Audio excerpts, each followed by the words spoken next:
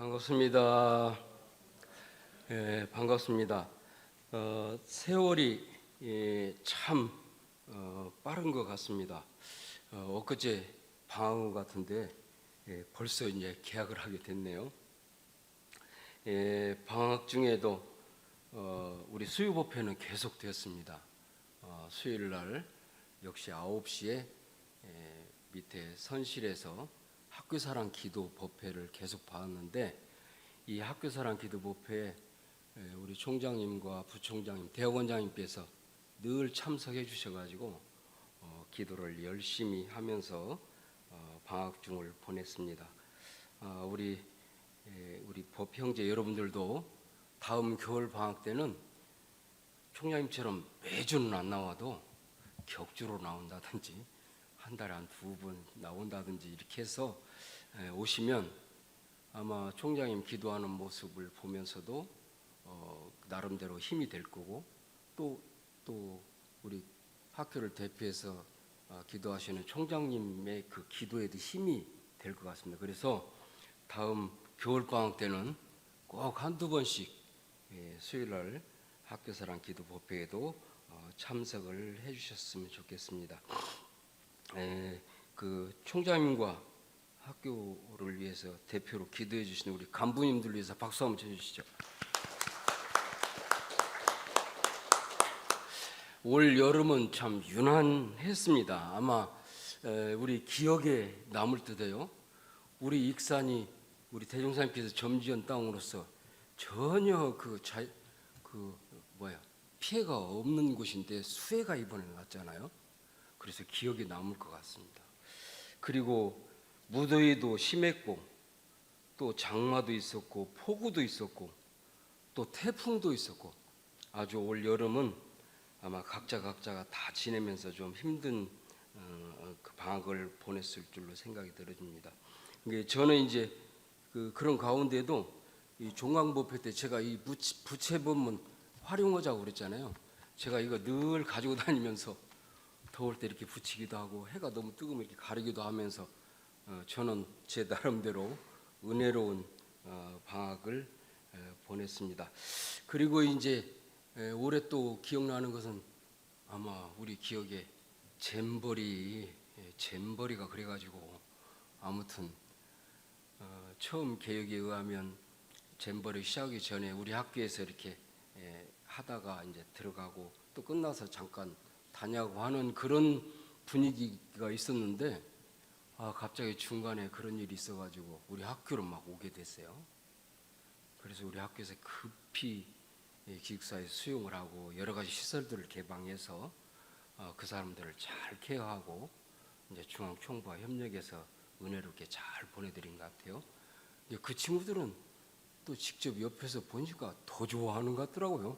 물론 이제 제가 새만금 잼버리 현장에는 안 가봤는데 기억에 남을 듯하고, 또 우리 학교 또 유난히 올해 그 입시 박람회를 우리 학교에서 문화체육관에서 주관해가지고 또 그런 큰 행사를 이뤘고, 또 한국 강해날 행사를 또 우리 학교에서 하고 그래가지고 저는 그게 중요한 사람은 아니기 때문에 그냥 살짝 가보는데 정말 수고하시더라고요.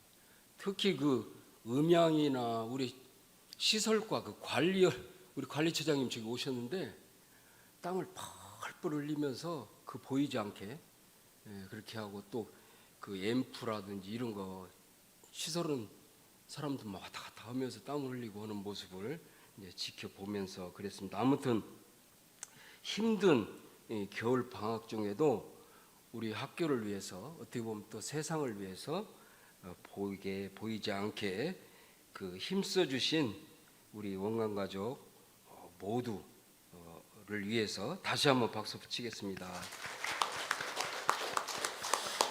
저도 올 여름 좀 힘들게 지내서 개학을 한다니까 약간 우울하려고 그러더라고요. 근데 어제 교직원 연수 때 참 좋았어요. 특히 끝나고 선물이 좋더라고요. 이성당 빵하고 참풀에 선물이 좋아가지고 제가 힘이 났습니다. 혹시 오늘 이 자리에 참석하신 우리 법연 여러분께서 그 선물 못 받았으면 어디서 주나? 꼭 오늘 이것도 연수나 다름이 없어요. 그러니까 안 받은 분이 좀 주셨으면 좋겠다 이런 생각이 들어지면서 예? 총장님은 안 받으셨나 없네. 부속실에서는 이런 건 자연스럽게 집으로 배달하는 건데 제가 부속실장을 잘해서 아는데 아무튼 새 학기 이렇게 시작하면서 좀 힘들지만 우리가 마음 모아서 힘차게 새 출발을 해야 되겠다 이런 생각을 해보면서 새 학기 시작 법회 때 세계불 법문으로 대종경 인도품 38장 법문을 준비했습니다. 좀 전에 합독을 했습니다마는 다시 한번 법문 말씀을 합독하시겠습니다. 대종사 말씀하시기를 사람이 무슨 일을 시작하여 한 가지도 그르침이 없을 때에는 그 일을 잘 해보려는 성의가 계속되다가도 중간에 혹 한두 번 실수를 하고 보면 그만 본래 마음을 다 풀어버리고 되는 대로 하는 수가 허다하나니 이것은 마치 새 옷을 입은 사람이 처음에는 그 옷을 조심하여 입다가도 때가 묻고 구김이 지면 그 주의를 놓아 버리는 것과 같나니 모든 일을 다 이와 같이 한다면 무슨 성공이 있으리요? 오직 철저한 생각과 큰 경륜을 가진 사람은 무슨 일을 하다가 혹 어떠한 실수를 할지라도 그것을 정감 삼아 미래를 더욱 개척은 할지언정 거기에 뜻이 좌절되어 당초의 대중을 놓아버리지는 아니하나니 이러한 사람에게는 작은 실수가 도리어 큰 성공의 바탕이 되나니라. 모쪼록 새롭게 출발할 때 작은 실수 그동안의 과정들을 되돌아보면서 큰 성공이 되기를 간절히 염원해 봅니다. 이제 제가 이 본문을 아마 우리 교도님들도 이 본문 너무 잘 알고 이해가 되는 본문에서 늘 새기는 본문이잖아요. 근데 그러면서 제가 새학기 시작하면서 이 본문이 이렇게 마음 가운데 다가왔는데 특히 저는 이번 본문을 마음에 새기고 받들면서 이런 걸 느꼈어요. 아, 예전에는 맞아, 우리가 그렇게 해야 과거에 좀 한두 번 잘못했다고 막 그냥 중간에 포기하지 말고 다시 새맘 챙겨서 하라는 얘기지. 제가 이해를 했어요.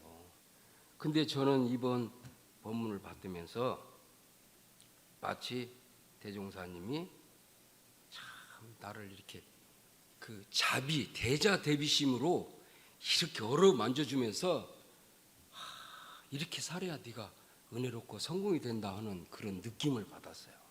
그래서 제가 이 본문 너무나 잘 알고 너무나 쉬운 본문이지만 우리 교도님들이 새학기를 시작하면서 이 본문으로 말미암아서 우리 자신의 삶을 되돌아보고 또 포기했다가도 또 다시 시작하고 그래야 큰 은혜가 있고 큰 성공이 있다 하고 대종사님께서 손을 꽉 잡아주시면서 그냥 짜릿짜릿하게 전해주시는 본문으로 받들었으면 좋겠다 하는 말씀으로 이 본문 말씀을 소개를 드립니다. 그리고 이제 제가 이제 이 본문 말씀을 받들고 그러면 어떻게 하면 지난 일을 이렇게 되돌아보고 또 은혜로운 삶을 시작할 수 있을까 하고 제가 돌아봄의 원칙이라고 이렇게 정리를 한번 해봤어요. 한번 그 PPT 한번 보시면서 이것도 같이 한번 합독을 해보겠습니다. 돌아봄의 원칙. 지나간 일들을 긍정적으로 바라보자. 마치 부모님들이 잘난 자식도 내 자식이요 못난 자식도 내 자식으로 여기는 것처럼 잘된 일도 내일이요 잘못된 일로 내일로 여기고 긍정적으로 바라보자. 모든 평가는 결과가 아니라 더 나은 내일을 위한 중간 평가이다. 어찌 보면 세상의 모든 평가는 중간 평가인 것이다. 평가는 과거에 세운 계획도 평가하고 과거의 실행도 평가를 해야 된다 하고 제가 이제 돌아봄의 원칙을 이렇게 정리를 해봤어요. 그래서 오늘 법회 때는 이거를 다 세세하게 설명을 할까 했는데 뭐 읽어보면 다 아시잖아요. 긍정적으로 돌아보자. 자신의 잘못도 잘한 것도 마치 우리 어머님들이 자녀들을 자기 자식으로 여기고 끊임없는 사랑으로 희망으로 바라봐 주듯이 자기 자신의 삶을 긍정적으로 이제 바라봤으면 좋겠다 하는 말씀을 전해드리고요. 우리가 이제 지난 일을 되돌아보면서 올해 초 계획을 세울 때를 한번 생각해 보셨으면 좋겠습니다. 올해 2023년은 개미년 토끼해예요. 기억나시죠? 또 올해 원기 108년 종목사님께서는 신년법문으로 강약진화로 평등 세상을 이룹시다. 이렇게 우리의 2023년 원기 108년을 열어주셨습니다. 우리가 이 개미년 토끼해를 맞이하고 종목사님 신년을 받들면서 우리 각자가 나름대로 공부 계획을 세웠을 것입니다. 근데 제가 이제 저도 이렇게 뒤돌아보니까 이게 기억나는 게요. 우리 저 이사장님이 이번 그 새해 시무식 때 하신 말씀이 우리 원광원 가족들은 사람을 귀하게 여기면서 지냈으면 좋겠다 하는 말씀을 하셨어요. 그래서 아마 우리 법영제 여러분들도 올 한 해 사는데 그 사람 귀하게 여기는 삶에 대해서 생각을 많이 했었을 것 같고, 또 총장님께서는 토끼해니까 경청을 잘하자 이제 이런 말씀을 했던 기억이 나고요. 그리고 이제 저는 이제 강약 진화로 평등상을 이룹시다라는 신년법을 받들면서 뭐 너무 어렵게 생각할 게 아니라 그냥 잘 가르치고 잘 배우자. 강자의 입장에서는 잘 가르치고 또 약자의 입장에서는 잘 배우자. 그래서 그 서로 사랑과 윤기가 넘치는 그 강학 진화의 세상을 열어가자 이렇게 이제 생각을 해봤습니다. 아마 우리 교도님들도 이 법문 또 토끼를 맞이해서 나름대로 했을 텐데 다시 한번 생각해 보면서 새로운 이야기를 출발했으면 좋겠습니다. 그리고 이제 새개혁 새 출발하는 방법을 제가 또 이렇게 정리를 해봤어요. 이것도 역시 다 같이 한번 읽어보도록 하겠습니다. 새개혁 새 출발의 방법. 새 계획은 과거의 계획에 대한 평가와 과거의 실행을 평가하고 세워야 한다. 하고 싶은 것과 해야 할 것을 고려하여 할 수 있는 것을 계획해야 한다. 이소성대는 천리의 원칙이다. 계획하지 않는 것은 실패를 계획하는 것과 같다. 계획 없이 이루어진 성공도 없고 실수 없이 이루어진 성공도 없다. 하늘은 스스로 돕는 자를 돕는다 하였다. 자력. 큰 성공은 사은의 가오로 이루어진다. 기도하며 새 출발하자. 타력. 이렇게 제가 이제 세계역 새 출발의 방법을 이제 이렇게 정리해 봤습니다. 이 내용 예외부에 있으니까 이제 한 번씩 더 살펴주시고요. 그리고 이렇게 해서 오늘 법회를 마치려고 그랬어요. 근데 이제 어제 무슨 모임에서 제가 무슨 얘기를 좀 했는데 이사장님께서 그거 오늘 다시 교직원목회 때 또 해라 그래요. 근데 우리 사실은 교무들은 애로사항이 있습니다. 가수들은 히트곡 있잖아요. 그런가 그 히트곡을 어디 가서나 그것만 부르면 돼요. 근데 우리 교무들은 아무리 히트친 얘기가 있어도 또 가서면 안 돼. 이게 우리의 그 아쉬운 점이에요. 근데 아무튼 이사장님께서 어제 했던 얘기를 또 한 번 하라고 그랬어. 그 뭐 말씀 받들어서 소개해드립니다. 종교와 스포츠.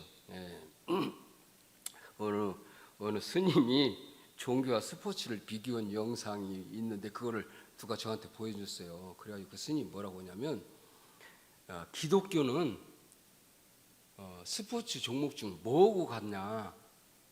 자기가 생각할 때 야구하고 같다. 야구장에 가면 늘 사람이 넘쳐나고 막 노래를 부르고 막 신이 나고 기독교 분위기가 그렇다 이거예요. 일리가 있다. 그러면서 이제 천주교는 뭐라고 얘기했냐면 천주교는 배구랍니다. 천주교는 바깥에서 볼 때 점잖으니 뭐 하나 근데 실제로 가서 보면 막 꽉 차갖고 열기가 넘친다는 거예요. 천주교가 그 우리 배구 프로배구 하는데 가면 그렇다네요. 그러면서 자기 불교는 뭐냐? 그러면서 자기 불교는 축구 같답니다. 우리나라 사람들이 평소 축구 경기할 때는 경기장도 잘 안 가고 잘 구경도 안 하는데, 근데 국가대표 경기만 했다 하면 넘쳐난다는 거예요. 이게 불교는 평소에 좀 썰렁하답니다. 근데 부처님 오신 날에나 뭐 이렇게 뭐 특별한 날에는 그냥 넘쳐난다네요. 그 일리가 있죠.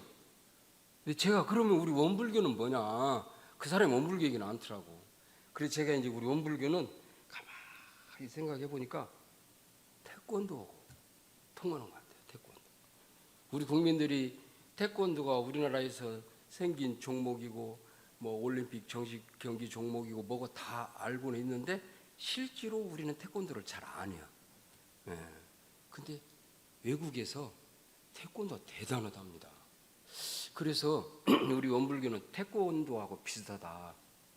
그래서 그러면서 들어진 생각이, 첫 번째 생각은 우리 학교가 그 스포츠로 상당히 명문 사학인데 태권도 선수를 양성을 해야 되지 않나, 그런 생각이 들어졌어요. 무주가 또 태권도 성지라고 그래가지고, 그래서 제가 태권도 연맹하고 우리 원광대학교하고 우리 원불교하고 MOU를 맺어가지고 서로 우리 교화도 하고, 지금 실제로 그 남아코카 선교소하고 또 저기 어디에서 태권도를 가르치고 그래가지고 그 국가대표를 양성해서 우리나라 그 대회도 참석하고 막 그랬잖아요. 그래서 태권도를 우리가 좀 했으면 좋겠다, 이런 생각을 해봤고요. 그러면서 이제 스포츠 얘기가 나오니까 우리나라 이제 우리 학교 야구 선수 출신 지금 프로야구에서 열심히 하는 분들이 계셔요. 혹시